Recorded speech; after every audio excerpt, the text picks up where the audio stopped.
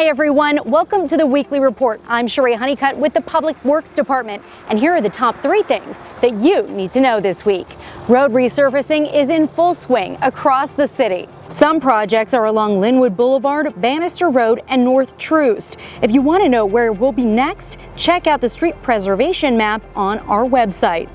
July is Pet Fire Safety Month. Chewed wires are the #1 cause of accidental fires caused by pets. But reducing open flames, keeping stove knobs covered, and pet-proofing your home can reduce the chance of accidental fire. Also, be sure your pet is part of your family emergency plan.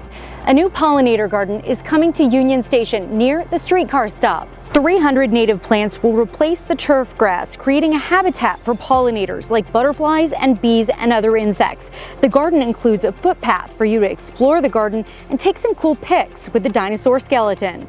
Thanks for watching the Weekly Report. I'm Sheree Honeycutt. Stay tuned for more on these topics and great city videos. It's a fresh start for Kansas City streets. It feels great. You know, it's a long time coming. Last year, Kansas City Street Resurfacing Program got an infusion of funding. The program went from $17 million to nearly $40 million. That's a lot of asphalt. Based on the citizen satisfactory survey they sent out, streets are a big priority. We're trying to meet that priority. We're trying to work smarter, not harder. So with that, gains efficiency. So we're able to do 300 lane miles each year is what we're projected. And we may be able to do a little bit more. Ross says crews are out in the heat working hard, giving Kansas City streets a new life. We're working about 12 hours a day, 6 days a week. You may be wondering, when will crews be in my neighborhood? On the city's website, you can view our weekly street resurfacing schedule and map. We're showing where we've been, where we currently are, and where we're going to be. So if you don't find your street on that list, we can't get to every single one with the amount of funding that we have, you know, but put it 311, put it on the list, we'll go out and investigate it, and then we'll go from there. He says Mayor Quinton Lucas pushed for the increase in funding, but Kansas Cityans deserve a lot of credit. I think it's important to thank the citizens of Kansas City. I mean, it's their tax dollars. Sheree Honeycutt reporting for the City of Kansas City.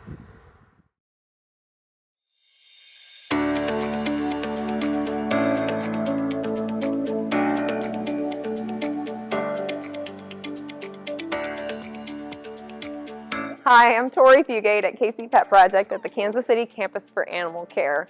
We know that pets are part of our family, but they can also be curious, and they can start fires in your home by chewing on wires, bumping into your stove and equipment, and knocking over space heaters. And so we want to be able to keep them safe in your household this time of year. Hi, my name is Anna Odoricio with Kansas City Fire Department. This is my friend Rascal. And by following these safety tips, you can keep your pets and your home safe. Keep a pet-free zone of at least 3 feet around your fireplace. If you have a pet that tends to chew on electrical cords, try to keep the cords put up and keep pets away from them. And most importantly, have working smoke alarms on every level of the home. Test your smoke alarms at least once a month. If the smoke alarm sounds, get out and stay out. Never go back inside for pets in a fire. Tell firefighters if your pet is trapped. You should also include your pet in your home emergency plan. Having an emergency bag for your pet is just as important as having a bag for other family members. You may also want to have a pet carrier to take your pet with you in case of the emergency. For more information, go to kcmo.gov/fire. And for more information on how to adopt adorable pets like this, go to kcpetproject.org. Native plants, in a lot of ways, they are foundational in our food web. And one of the things that we talk about is the way we've been taught to landscape with turf grass and boxwood bushes and things that didn't really come from North America. It creates a virtual food desert for birds and pollinators and butterflies that want to live here too. So the more native plants that you plant, the more insects that you'll attract to your garden, and the more birds that you'll attract to your garden, and the more wildlife in general that you can have. Union Station, we call it a dino garden, if you will, because it's right here next to the dinosaur. The first thing we wanted to do was put in 2 rock paths that accented that dinosaur theme.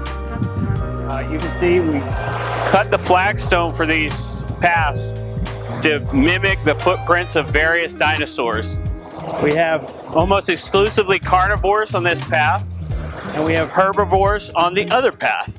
We wanted to show how you can use native plants to create a very structured, manicured look that has organization, blocks of color, that blooms at various times of the year so that you have a constant bloom from late March until late October. And that was really important to us, and it was important to Union Station. Deep Roots is encouraging people to plant native plants, whether it's in containers on their patios, a garden in their front or backyard, or if you're fortunate enough to have acreages, considering like a prairie planting. But even just a couple of plants can make a huge difference. If you visit our website at deeproots.org, we can direct you to informational webinars. We can direct you to an upcoming conference we have to help people get started. And we have information from the beginner to the expert to help people constantly improve the way that they landscape with native plants.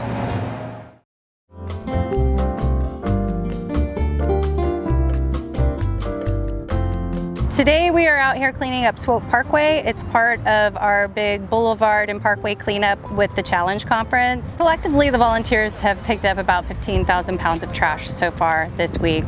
The majority of it is fireworks debris. The park's employees were very appreciative of the work of the volunteers this week. What they've accomplished with 1,500 volunteers was all the responsibility of our 4 maintenance districts. Make sure you're staying hydrated. We have extra water if you want to fill up your bottles before you take off. Anything that ends up on the ground, if it's not picked up, it ends up in our water supply.